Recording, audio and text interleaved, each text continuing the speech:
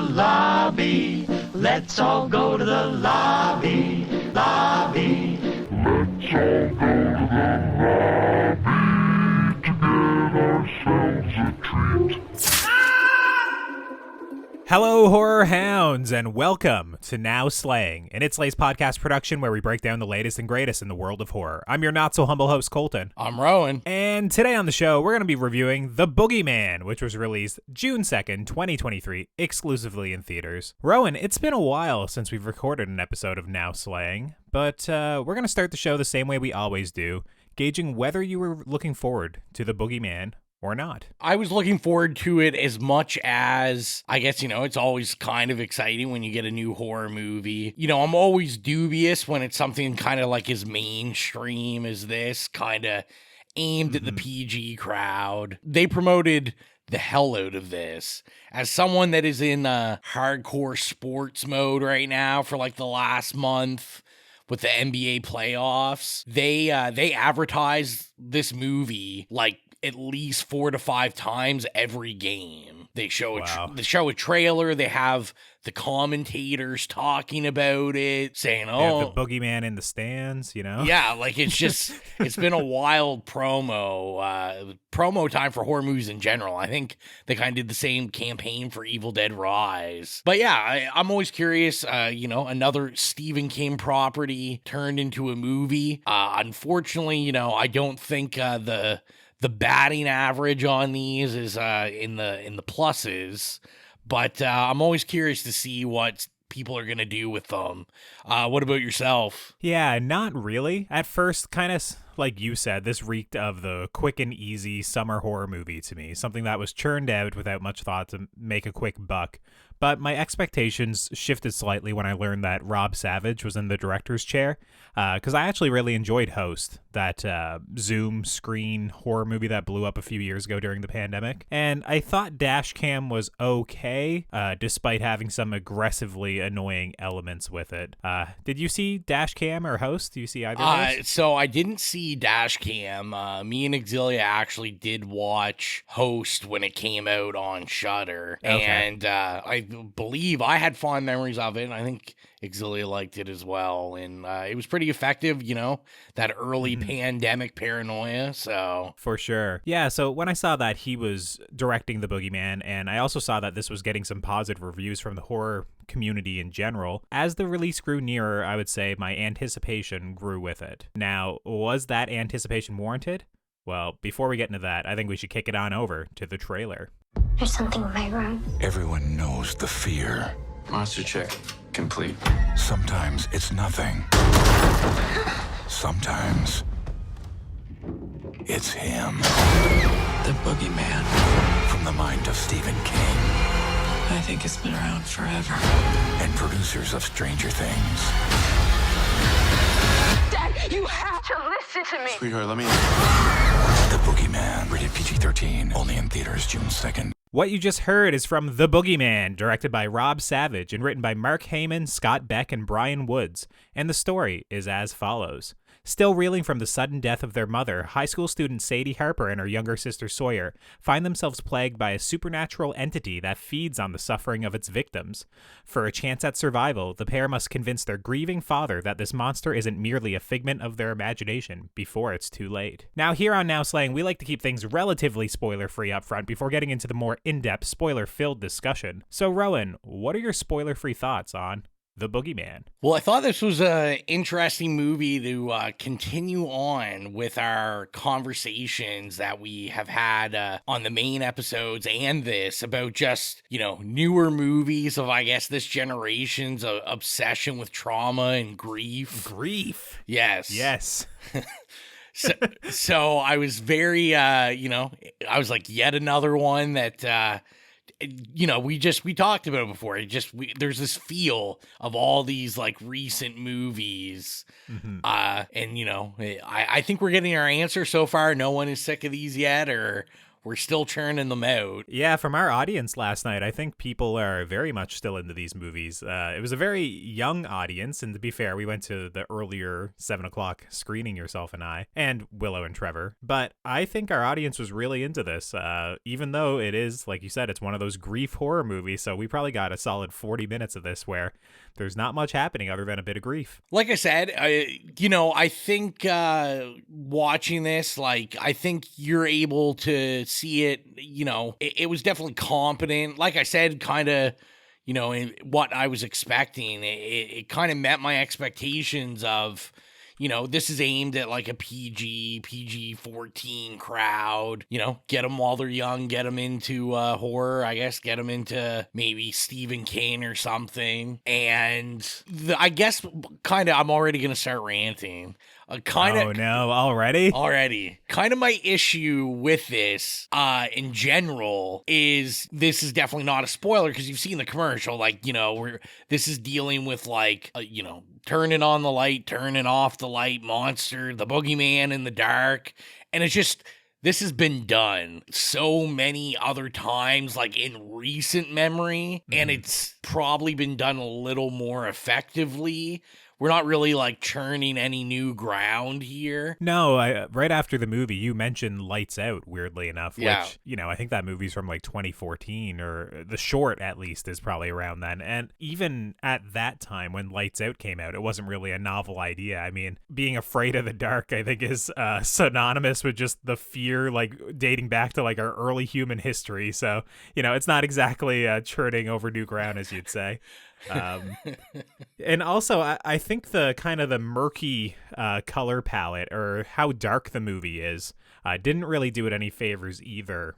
It wasn't sort of something like a Hereditary or something where you can actually see the creature or see the apparitions or see things in the background. It was kind of just the whole visual language of the movie was just kind of dark and murky, in my opinion, where it was hard to make out anything. And it seemed like the whole movie was kind of mixed with that idea in mind that it's like we basically only want to be able to see the monster's, eyes at times, And the whole movie was kind of just gray and dark and murky because of that. It was kind of funny because it really gave me the vibe of another Stephen King adaptation, which was the Pet Sematary remake, which... Okay. All I could think about with the color palette was that, because, my biggest complaint on that was the color of it. And I was just like, everything's gray, which gray can work sometimes if it's done really well. But I find kind of in these, I think you best described it, these kind of like quick cash grab horror movies. They just do kind of this shitty gray filtering on it. And they're like, yeah, that's good enough. And there's like no like artistry or care to it. Yeah, what I will say is I don't think they went into filming this movie with the idea that the grading was going to be so dark the entire time. I think it was kind of probably a constraint put on the film in post, where it was like, hey, our visual effects, maybe they're not up to snuff, or maybe this kind of creature, like the design for the boogeyman, only really works if it's so much like shrouded in shadow, right? One of my other issues with the movie is, the third act is kind of disastrous, I would almost say. And I would say that I enjoyed kind of the boogeyman's design without kind of spoiling any aspects of it up until the third act, because they wind up just showing it so much that it's just basically, you see all the cracks in like the visual effects, right? Like it doesn't look like a creature or a living entity like remotely anymore. Like it looks, kind of like garbage. And I think like, once again, I think a lot of the visual language of the movie was derived from making an effective visual effect that looked most effective, like most visual effects when they're kind of shrouded in darkness, I kind of felt the exact same way because I really went into this like being positive. I was like, I'm going to be positive about it. I think I kind of set myself up for failure with these because, I feel as maybe a little bit of a like pretentious horror fan. I'm like, this is just like some shitty horror movie for normies or something. And then I'm just like down on it automatically. So I went in trying to be positive. And like you said, like I think the first act and the second act, I did really like how we used some of the boogeyman stuff. And like we didn't really see anything, other than glowing eyes, which, you see in the trailer, which is awesome because I feel like we're just spinning a tale as old as time. You don't need to show the whole monster. It's way scarier if, our imaginations are running wild. So what I will say is that I do think you have to show the monster at some point, just to see what it looks like, to kind of, as like a viewer, I want that satisfaction of knowing like what the characters are seeing. You don't need to show the monster this much is basically where I kind of give us a quick look. One quick look, kind of like that, almost like if you saw something and you looked away in fear really quickly, like basically what the characters would probably be doing in the movie. Give us that quick glance that, we kind of get the impression in our mind. And it's even like, it's so quick that you can't like over-examine like all of the flaws in the visual effect or the practical effect or whatnot, right? It's just kind of, it lives in our brain.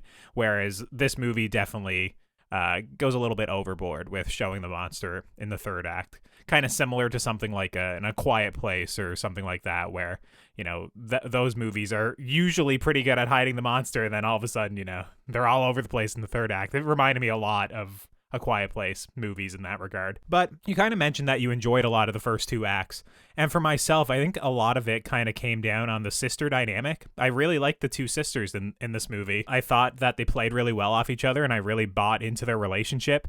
And specifically, I thought Sophie Thatcher was actually pretty good. I don't know if I've seen her in anything else or not. Is she a well-known actress, or do you know her from anything? I didn't recognize her from anything. I looked at her letterbox, and I she only has, I think, like 5 credits, and I have never seen any of the movies that she has been in. Yeah, I'm doing a quick look here. Apparently, she was on the Book of Boba Fett, but I never made it past episode 1 of that. And she's in Yellow Jackets as well, which I think I made it 2 episodes into that. What I will say is I think she was really good. She kind of balanced her fear and vulnerability really well with also when the character kind of does need to shift into a more intimidating or more badass role. I think she embodied that really well. And also, I really liked her voice, which is a weird thing to point out, but she kind of had that like smoky, more gravelly voice, like similar to that of like a Scarlett Johansson or something, where it was just she was like a badass heroine. Like she was a good older sister character. I really liked her. Yeah, well, and this is one of the few movies I'll say that my positive on it also was the kid actors. Yeah, I thought they were great. I thought the younger sister Vivian Lyra Blair, who plays Sawyer, like I thought she was great. I mean, we know how disastrous it can be in a horror film if especially your younger characters are just terrible and just bad actors, but like I think she kind of portrayed how I would expect a kid that age to kind of process like grief and fear and all that kind of stuff, but still was able to also give it that how I think a kid would react, where they'd also kind of like be able to just kind of flip it off and then go and then playing a video game or listen to music or do something like that. There was a curiosity to her character, and then there was also just like a fear that like the character kind of waffles back and forth like enough that it's convincing. And you kind of need characters like that in a horror movie because everyone can't be acting logically, because otherwise there'd be no horror movie, right? Like if we lived in a house like this, we'd all move out. So that's the thing. It's like in horror movies you kind of have to kind of suspend your disbelief, or you can't always think that the character is going to act rationally. And I thought she did a really good job of kind of walking the line. Before we get into our spoiler filled discussion, the last thing I kind of want to mention is I actually thought the audio design was pretty good in this, and I won't spoil like kind of like one of the effects that kind of is resonating from the monster, but I actually really enjoyed a lot of the audio work in this movie. Not so much the score. I can't remember any of the score. You're usually more on the score. I liked the score. I thought the score was pretty good. Okay, yeah. For myself, I remember like a lot of like little audio tricks, and yeah, once again, I can't get into it without spoiling, but I enjoyed the audio, and you enjoyed the score, it sounds like? I can't say I enjoyed the score throughout the whole movie, but there was definitely spots where I was like, oh yeah, like this is pretty effective and pretty strong, and there were some sections I really did like with the score. Yeah, and I guess the one last thing, I know I just said my last thing, but my true last thing is that I will agree with you this time that this was very much a PG-13-esque, horror movie. Most of the time when you say that, I can point to all these moments of gore or cursing or something. I'm like, it's not PG-13. I mean, there's all this gore, an arm got cut off, or, there was a decapitation and they say the F word every 3 words. This is a movie that very much feels like it's made for 13-year-olds. Like, I would have loved this if I was 10. I would have loved this if I was like 14. It very much fits in that demographic of teenagers going to the movie theaters with their group of friends, or maybe like a first date sort of movie, that a lot of our audience last night was composed of that demographic, and I think they ate it up. So yeah, basically, what do you think of it? Would you recommend this? I'm kind of just rambling on. I'm just curious. As down on it as I sound, I feel like I'd probably recommend it. Like, I had a good time watching it in the theater. I mean, obviously I say it every time. It's a horror movie. Go support it so you get more horror movies in the theater. But I think even if you had like kids or something, you're trying to get them in the horror, this is pretty scary without really having a lot of, like you said, there's not really much like gore. You get like some blood splatter, but it's almost like everything kind of happens off screen mostly, other than like monster violence, but no one gives a shit about that anymore. Yeah. Like, if you watch a Marvel movie, you're watching aliens get exactly beat it's up. That caliber of monster violence. Yeah. Marvel or DC. So yeah, like I think I do recommend it. And hopefully if you got kids or even like siblings or cousins or whatever that are young, like, this is something you could take them to, and hopefully you both can kind of get a kick out of it. What about you? Would you recommend it? Yeah, I'm in a similar boat as you, where I think we kind of started the conversation pointing out a few of the negatives, like, the color palette, or how the design of the boogeyman, they show too much of it in the third act. But I actually came away from this feeling pretty positive about it as well. I would definitely recommend it. Specifically, if you're someone that you don't really need all this blood and gore, you're fine with PG-13 horror movies.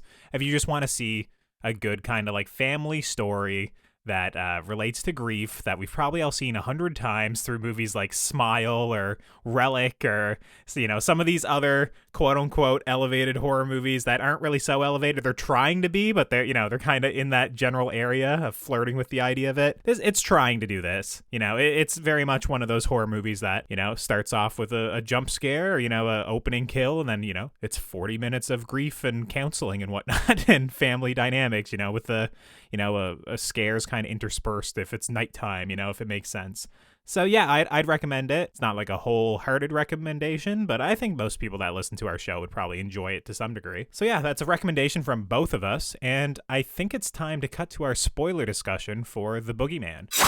We are now in our spoiler-filled discussion for The Boogeyman, so if you have not seen The Boogeyman, it's time to tune out and come back once you've seen the movie, or keep listening if you simply don't care. Rowan, is there anything you need to get off your chest, anything you want to talk about? I don't know if this is a movie that lends itself to be full of spoilers, but how about you kick things off? I feel that's kind of true. I mean, if you know the premise or you saw the trailer, is there much to spoil? There's a monster and it's basically, it's eating kids. And although it did surprise me, they brought the adults into it. Like, apparently it will also eat adults. Yeah, David Dastmalchian, was he in the trailer? He was the biggest surprise for me. I was like, oh, geez, it's him? So this to me was the biggest surprise, because David is who has been doing the talk shows. He's been... Oh, okay. He was the host of the Chainsaw Awards this year, and because of course the big promo for the Chainsaw Awards was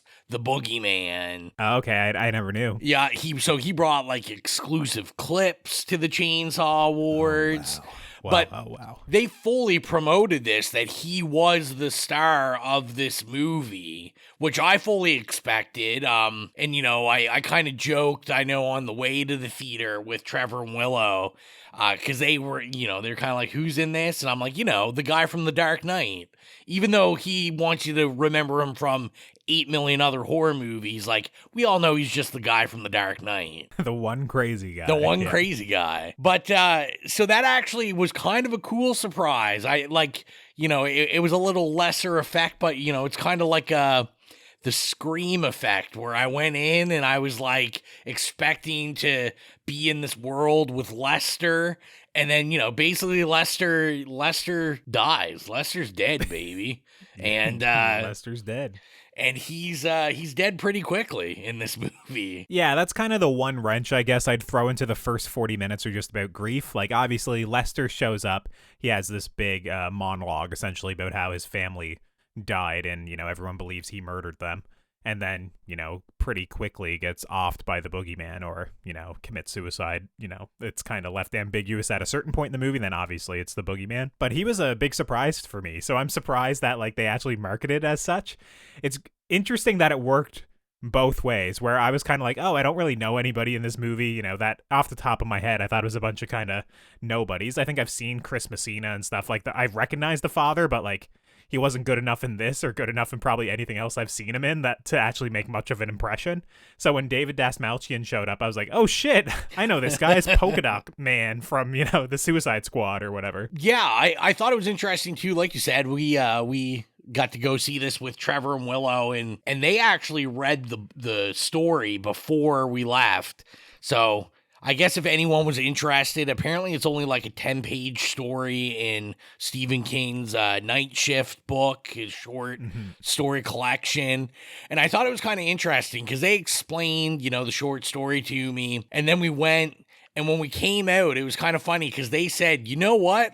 They were like, it's pretty faithful to the book as much as you can be for a 10-page story that you got to turn into an hour and a half. So, yeah, that's kind of what I'm wondering. Was the story itself focused on Lester? Was it just that one scene where Lester is kind of telling the therapist what happened to, him and his family? Because that seemed like, this feels like from a book to me. Yeah, scene. So my understanding of it, kind of their quick explanation to me is the story is essentially this guy, at a therapist office. He's older.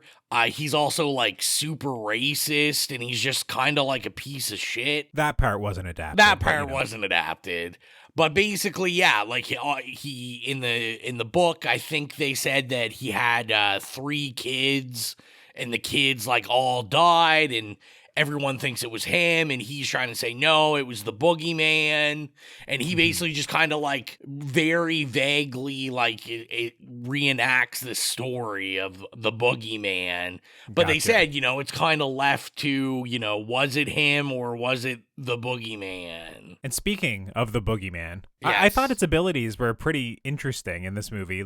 It's kind of an easy and cheap rationale to kind of explain that your monster kind of feeds off your fear. So much that it's kind of sadistic that it plays with you, because it gives a natural explanation as to why it doesn't kill off the characters right away. And, this movie's 20 minutes long.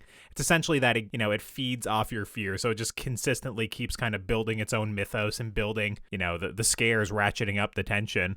That I thought was kind of neat. And then we actually do see that kind of sucking the life from the character near the end of the movie. What do you think of just this kind of nature of, feeding off the character's fear and then ultimately kind of seeing, I don't know, the real boogeyman at the end of the movie? What do you think of all that? So, I know we're thinking of the scene specifically where, he's got Sophie's character kind of pinned down, and you see the black stuff coming out of her. Yeah, the life force from her or something. I don't know. That felt pretty goofy, but So I kind of liked it because I was like, this is so Stephen King movie-ish. Because I mean, this concept is in the books. I'm thinking about it. The whole thing with it is that, He gets your fear going. He wants you scared. I think it even, in the movies and the book talk about you're juicier when you're afraid and all this kind of thing. Dr. Sleep. We also had this sucking of life force come out. Yeah, the energy vampires. Yeah. Which, are these connected? No, but I think it's kind of a cool thing to have a similar kind of thing that you can almost be like, oh yeah, the Stephen King universe is kind of here, and maybe somehow these guys are related. Now, that specific scene is one of the only times that I kind of liked seeing the boogeyman, because I agree. I did like the concept of almost the alien, the face in the face. face. Yeah. And yeah. I was like, oh, this looks actually pretty cool. Like the close up of like pulling its mouth apart, and then there's like eyes in the darkness of the mouth. Yeah, I really like that as well. It reminded me a little bit of Smile, which I don't know. I guess if our listeners haven't seen Smile, there's a similar effect with kind of the creature in Smile at the end of that movie that I was like, oh man, it's kind of like creatures inside of creatures is, I don't know, it's back in vogue. I mean, Men also has kind of a similar thing as well. And then as I mentioned, Relic, you know, there's a lot of movies recently that have these weird creatures that are kind of wearing another skin and have like a real creature inside to like kind of gross effect. It's revealed in the third act of the movie, but I really enjoyed it as well. I thought it was a neat effect. Yeah, and that's kind of, to me, you know, seeing the monster, the boogeyman, that was kind of the pinnacle, because, you know, I'm sure we'll start to get into it now. Just, you know, once this turns into, like, I don't know, fucking Sarah Connor from Terminator 2, and we're just kind of, you know, I don't know, we're in like a sci-fi movie for the last half of this. It turns into bootleg Ripley with the flamethrower right at the end of the movie. Like, it's very much like it feels coded as such. And I understand for the movie they set up, you know, the lighter, right? They keep mentioning like, Mom, if you're here, blow the, you know, the flame to the left, which I will say on almost every single shot, it looks like it's right when it cuts away, it's starting to blow to the left. So I'm like, okay, maybe that's supposed to be subtle, or maybe that's just they cut at the wrong time. But I did like that kind of repeated moment of the lighter. I didn't really appreciate it when they turned it into a flamethrower and she's running around her basement burning the boogeyman. That was a bridge too far for me. What about you? Yeah, I just thought it kind of got silly with that. And especially, like, I think my biggest issue is when we are dealing with, like, Lester's wife. And she, like, I've almost blocked that out of my mind. Yeah, you're talking about all the... God, what happens there? She gets... chained up or cuffed up to a wall, and then there's all these like trip wires, you know, to fire off shotguns at the boogeyman as he lunges towards her. Yeah, so basically, like, you know, Rita invites Sadie over and then just like, zip ties her to... Yeah. And you know, she's like, oh, I'm not gonna let him get you, but I gotta see him. And then it, you know, it's like Home Alone going on. We've got this like booby trap, shotgun shells, and yeah, I thought Rita was a little much. You know, I know that she's kind of, you know, set up as the like doomsday character and, you know, kind of the explanation, but I don't know. I think she was maybe a little more with it than I wanted her to be. Like, yeah, I think I would expect her just utterly destroyed and just kind of useless, where, you know, if Sadie is kind of the Ripley, she's like, I don't know, like the Big 8 Ripley, like they're together. It's just like less effect Ripley. Yeah, I think I would have liked it if we explored her house a little bit more, because we had that one booby trap of kind of the closet when it opens. You know, you have the Polaroid camera in there and all these different pictures on the wall, obviously trying to capture the boogeyman coming out of the closet, or those when you're opening the closet if it's behind you. And I like that idea. I think I would have liked a couple of more, if we're going to lean into this doomsday prepper or kind of like this almost like inventor sort of character. I think I would have liked a few other failed attempts around the house that kind of like lean towards that, because it is really hard to buy this whole tripwire shotgun thing near the end of the movie. I actually forgot about that. Not quite as goofy as the flamethrower moment, but yeah, still it's leaning in the wrong direction for me at that point for sure. You know, like most of these movies, I mean every movie, but you know, especially I find these PG movies, there was a couple like little like plot hole things that I just were like, oh, it's kind of weird. Like, you know, when we're in Rita's house, she's got all the candles set up, and that kind of as the boogeyman is coming towards you, you know, the candles are going out. Extinguish, yeah. But then it's like, you know, then you have stuff like the lighter where like, but he can extinguish the lighter. And that's like, because it's the power of the mother, Rowan. The power of the mother, I guess. Yeah. You weren't paying attention. You never heard her voice. Come on. This is, you know, and I know you said you were going to get into it a little bit just about I like the sound design. This, yeah. Yeah, but, I liked it. See, to me, I just, could we keep the mother out of it, I guess? Like, I liked when the boogeyman is impersonating the mother. Like, I like that he does that kind of stuff. But I don't want, I don't need like your mother's spirit guiding you to like safety or to like something. I just was like, I don't want that. I want all I care about this mother's ghost is that you think it's her ghost and it's the boogeyman fucking with you.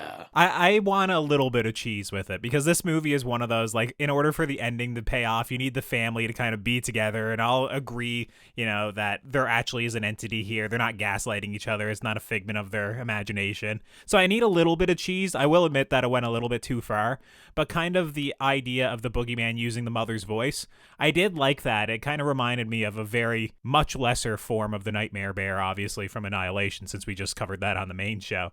But yeah, I like the audio design there. It also there were moments in it where it felt like pained voices coming from the boogeyman, where it was almost like an amalgamation of a bunch of different voices, which I just thought was neat.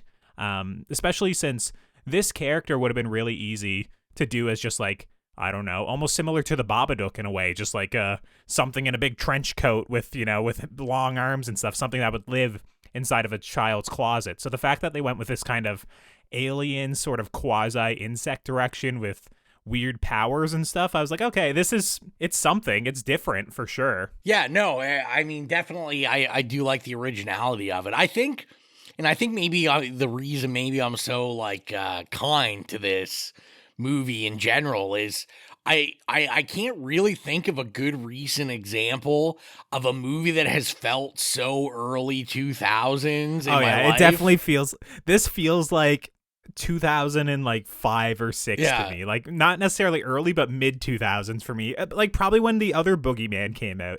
Like, I don't know, I haven't watched that in ages, but if this came out at that time, I would believe, like, okay, yeah, that makes sense. Yeah, I'm thinking like Grudge, Rain Era, like all that kind of stuff. Yeah. And it's just kind of endearing. Yeah, the one last thing I'll mention before we go, just because we've kind of glossed over the fire, the flamethrower nonsense a couple of times. And what I will say is that the movie had a much stronger way of doing it without going to a full action movie, because they kind of set up that the paint thinner or like the oil gets knocked off the shelf early in the action scene, and then they set up like her lighter goes out and essentially either she relights it or her mother's help relights it, whatever. You hear like the voice and it lights up and the music kind of soars and whatnot.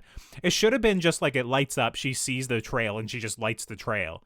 And then, that winds up lighting the boogeyman on fire, whatever. And you could have just alleviated all that silliness of her running around the basement with a flamethrower and, the kid, her sister coming up and spraying it. And it was just like, I don't know, it turned into like a dumb action movie right at the end of it, which I didn't really appreciate it. And I guess the tripwire stuff all kind of leans in that direction as well. And I one thing I haven't said, I guess I'll kind of use as my last point too, is I did want to say that, for a PG movie, I thought it was pretty brazen, like, the beginning of this movie, we just kill off like the baby, so we get the we should mention that, yeah, the kill right at the beginning. And like I said, I thought it was pretty effective. Like, you didn't see anything other than kind of the blood splatter, like on a family picture of Lester and his family, but it was creepy, and, I thought, it was the most effective thing they could do in, like, a PG horror, that I was like, oh, shit, this does kind of, like, take it up a notch, because it would be very easy to, like, scare all the kids in this movie, but nothing ever bad happens to them. You know what? That's a great point, because that was a moment in the movie theater that I felt our audience at least, like, react a little bit. Like, you could almost feel like them lean back in their seat a little bit. So kudos to them for killing off, an infant within the first, 5 minutes of this movie. So yeah, is there anything else you want to say before we get into reviewing this thing? No, I think I'm good. So if you're new to the podcast, our review rubric is nay, okay, yay, or slay. So Rowan, what would you give The Boogeyman? So I am going to give this an okay. All right. Like a strong okay. I don't think I can give it a yay, but this is something that I'll definitely probably revisit. I mean, it's not much to say that, I'm sure I'll buy it when it comes out. But, I think this is something that could be fun, like we kind of said before, for all ages, if you're trying to get your kid in the horror, or just showing younger people horror, or yourself. You just kind of want to enjoy something, not as gory or, as deeply terrifying as, like, a Hereditary or something like that. This is something, this is the definition of like a popcorn horror movie. I was thinking this is going to be a lot of fun to, when this comes out on physical media, I'll buy it, take it down to mom's, watch it with mom. This is like something dumb she'd love to waste time with. And yeah, like I just think there's a lot worse you could do. I mean, we've watched a lot of worse PG horror movies than this. So I'm going to give it a pretty strong okay. What about yourself? I think I'm just leaning the other way. I think this was just strong enough for me to give it a yay. I'm going to give it a very weak yay. Nice. So, yeah, like I said, I very much enjoyed the sisters. As a person with siblings myself, I always love like that sibling camaraderie in these movies, when they lean on one another to kind of get through it. I enjoyed the Boogeyman's appearance for most of it, especially, near the end of the movie when we do see, the face inside of the face. Obviously it shows it a little bit too much afterwards, but the initial reveal was very neat. And yeah, I didn't mention it, but the ending, specifically where it chooses the end of the movie with kind of, being lured back into the closet or lured back into kind of this grief, and her just closing the door on it. It's a very, like, obviously on the nose thematic thing. Like, she's choosing to move on from, the grief and what has been affecting her and closing the door. But I did like it. I like that the Boogeyman possibly survived what happens and was still waiting for her in the closet, and she just chose not to acknowledge it. So yeah, no, it's a yay from me. I'm pleasantly surprised. I've definitely seen a lot worse and reviewed a lot worse this year. So yeah, that's why I'm kind of leaning a little bit more positive on it. I'm in shock and awe. Yeah, I am too. I enjoyed Although it. a little jealous, because now I'm like, oh, should I have given it a yay? But I think they average out exactly where it should be. Yeah, it's right on the cusp for myself. Like, once again, I enjoyed it a little bit more. I feel like all too often I see a lot of horror movies that are kind of like, that was pretty mediocre. I think this one's slightly better than that, so I'll give it a yay. But yeah, if you made it this far and you're not following us on our socials already, you can do so at It Slays Podcast. We're on Instagram, Facebook, Twitter, Slasher, Letterboxd. Basically, if there's a social media, we're probably there at It Slays Podcast. And if you want to help support the show financially, like our horror hounds Holly, Nicholas, Patrick, Mark, Steven, Joy, and Carvey, gain access to the Patreon-exclusive show Stream Screams and get episodes of the main show 48 hours early, be sure to head on over to patreon.com/itslayspodcast and choose whatever tier works best for you. Now, Rowan, go ahead and plug the playlist. If you're into spooky music, go to Spotify and look up the It Slays Podcast Horrific playlist. If you have any problems finding it, you can go to any of the social media Colton just talked about. There's a Linktree link there with a direct link directly to it. And we upload music from horror movies we review, or iconic horror movies, or just horror movies we love. And that can be licensed music, scores. I might have to take a listen to this one and just make sure that it was a good score. I had written down it was, but refresh my memory and maybe find something. But yeah, we keep that updated pretty often, and go take a listen and get your spooky music on. Absolutely. And next time on the show, it looks like it's going to be a relatively dry month for horror releases in June. So I would say probably the next thing we'll 100% be covering is Insidious: The Red Door in early July. But yeah, obviously if something else crops up earlier than that, we'll be back with another episode. And with that, I think that about wraps things up for this episode. So until next time, I'm Colton. I'm Rowan. And as long as you keep listening, we'll keep slaying.